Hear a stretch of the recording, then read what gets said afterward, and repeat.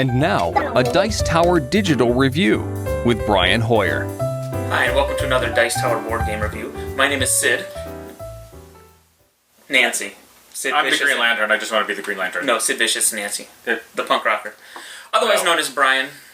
And Patrick, the guy who's occasionally behind the camera. This week we're going to be taking a look at a cooperative game with a trader mechanic called Panic Station. Now, this is a new game that just came out recently by Stronghold Games. Now, what is that trader mechanic about? How cooperative is it? Well, let's pop open the tin can and find out. Okay, components for this game are fairly simple. At the top up here, we have 2 character cards. Each player gets 2 characters, a human and an android, to move throughout the facility to explore. Coinciding with those character cards, each player also gets a POG, a human and an android POG, that they will move on the cards as the facility is developed. Over here we have the room cards. As you explore the facility, new room cards are played, and that shows you the different places that you can go into and investigate. This over here are your item cards. Whenever you go into a room, you can explore that room to try to find different items that will help you in your investigation and will help you defeat the alien parasites that are the kind of the core mechanic in this game. Down here you have 2 parasite pogs. Those represent the parasites, the bad guys in a way of the game, and where they're at on the playing field. This down here is what we call the scan deck. Now, during the game, players will get a chance to scan each other and determine who is infected, identified by the red card, and who is clean and not infected by the parasite, identified by the blue card.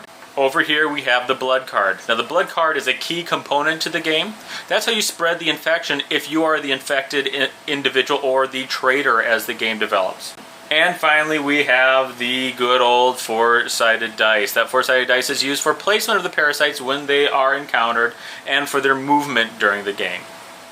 To start the game, you'll begin each player having 1 red and blue card, which we already mentioned you'll use later on to show whether you're infected or clean when someone does a scan.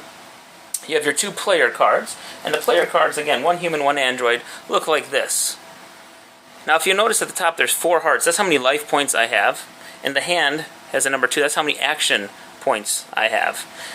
As I get hit or injured during the game, you rotate it, so next I only have 3 life points left. 2 life points left, and as you get injured, you also might only have 1 action point. You can't take 2 actions anymore as you get injured. Finally, down to 1, and then you can be eliminated from the game entirely. The nice thing is, though, you get to pool your action points. So if they both start with 2 action points, 2 for the android and 2 for the human, you have 4 action points total, and you can spend those any way you want. 4 taken by the human, 3 by the human, 1 by the android. It's entirely up to you. And then in your hand, every player has 3 blood cards, and if you notice the little circle at the bottom is the same color as your character. Make sure you get the white blood cards to the white character. And you get 2 other random items in your hand, because you start with 5 cards. You might luck out and get a gas can, which is used to prevent getting the virus, the disease, spread by other people. You might get a health kit, so you can heal yourself. You can get ammo for the guns. Only the android can use guns. Bulletproof vest works as armor. You can get a knife for attacking, etc. But you start with 5 random items. So here's the starting room. The game always starts in the same room, with 4 open doors, so you can go in any direction. And at the beginning, I place both my characters in this room. Now, the reason there's a 1, 2, 3, and 4 on the outer edge is as the game goes on, eventually, you'll have to place the parasites. And in order to decide where you place the parasites, or where to move them if you need to do that for their turn, you roll the 4-sided die.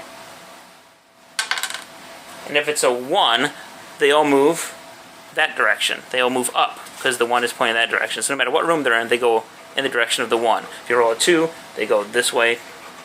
3, so you get the idea. But that's the point of the numbers on that room. So, I have 4 actions to begin with. And again, the actions can be spent as follows. Discover the room. Moving from room to room. I can use 1 to attack. And so on and so forth. So, discovering the room is 1. I move him in there at 2. I have 2 action points left. Again, I can continue to use the human, or I can continue to use the android. It doesn't matter how I spend the points or who I spend them on. I can divide them up amongst my team any way I want. However, your first turn you do have to search, because as you recall I said that you have 5 cards. 3 blood cards, 2 item cards. You always have to have 5 cards in your hand throughout the game. So to make sure that you have enough cards right away, they kind of make you have to search your first time, so you have a 6th card, so you have something you can play if you need to or want to. So that's just something to keep in mind for your first play, is I have to spend 1 point searching. So we'll keep searching and playing, and the map will build out. You always have to make sure that the cards all face up and down, okay, vertically, and that their doors always match up. If they're not, if I want to go this way and I draw a card that doesn't, I have to play it somewhere that does. But in this case, it would work fine. And you keep building onto the map as follows. Cards drawn randomly, you always have a different map, which is kind of a nice aspect to this. And if you notice, there are different symbols in the rooms. If you get the parasite symbol, that means you roll the die to place a parasite. This one, there's the medical bay. You can go there to heal your character. The number 3, I get 3 extra movement points. I can run through that room. And so it kind of mixes up gameplay too, each room giving you maybe different abilities or extra bonuses. Alright, so we've played a few rounds. The map's expanding. We have different players on the board. Parasites. The way a parasite works is at the end of all the players' rounds, you go all the way around the table, the parasites take their turn. If they roll and end up in the same room as a character, they automatically attack and they auto-hit, unless you have one of those armor cards, like I said, to play to defend yourself. You can attack and kill them on your turn, but when it comes to their turn, they get to auto-attack if they're in the same room as you, and they will do damage. One more aspect is whenever you search a room, if you notice, when we laid them out, we have all these black symbols showing. That means the room is unsearched. When you search it, you flip it over, and the symbol is red. That just symbolizes that it's been searched once. It can be searched again for more items. However, you do that at your own risk, because every time you research a room, you introduce a new parasite into the base. So now you know the basics games play. You move into a room, you search the room to find items, and the goal of searching for items is, in the end, you're looking for the nest egg of the parasites, which looks like this. Now, when the humans find that, a human character, not an android, can use 3 gas cans to burn it out, and it's an auto win for the humans. So you're going to try to open up more and more rooms to find that. But in the process of doing that, you also want to search more and more rooms so that you can get those necessary 3 gas cans to burn it out. Now I'm the orange character, and I have my human up here with full health and my android down here with full health. My android happens to have a bullet card. Now I have 4 actions. One of my actions that I can take is to use my bullet card and turn it from 4 to 3, and that would indicate I used a bullet to shoot that parasite. And I'm going to go ahead and do that just so that we can get 1 less parasite on the board. Now I have 3 more moves that I can do. Now I'm going to take my human here and I'm going to move them into a room with another character in it. Now that automatically triggers a response. When 2 characters are in the same room during a play, they immediately have to trade 1 card. The exception to that trading rule is if I move into that room and I believe that he has been infected, I can immediately attack, and that would, in place, interrupt that exchange, and the exchange would not take place. Now the reason why you trade items during this game is while you're searching through the rooms, eventually one player is going to pull this card right here. Now the character who pulls this card out of the deck, it means that he's been infected by the parasites, and from this moment on, he acts as the trader. Every time he meets another character in a new room, he will trade them his blood card that we talked about earlier. When I give another player my blood card, that means that they are also infected, and the trader begins to spread amongst all the players. Now me, my character down here, and the white android are in the same room. Now it's time to trade. As you know, I am the infected player, and so when I see him, I'm going to give him one of my color blood cards, and that means that now he is infected as well.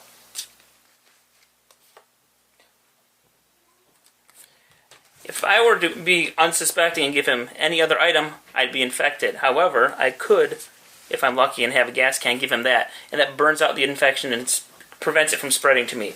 That does, however, give me the leg up, and I now know that he's infected because he tried to give me a blood card. That's the only time you can give someone a blood card, is if you are infected. You can't just do them in a normal trade.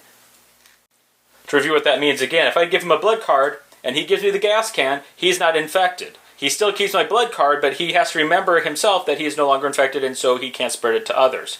If he gives me any other card, he's infected, and now we're working together secretly to try to infect the other players before they can burn out the hive. Now, when a player enters a room with a computer terminal, or if they have a hand scanner, they can scan other players. If you go to a computer terminal, it scans every human or android in the entire base.